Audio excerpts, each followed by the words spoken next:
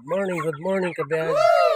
Yan po, update ko po kayo sa aking mga alagang broiler chicken. Ayan na po sila, oh. Malaki na po sila, kabiyag. Yan.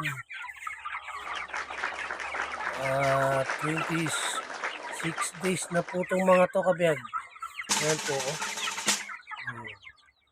Malaki na po sila, kabiyag. Malapit na po tayo mag-harvest.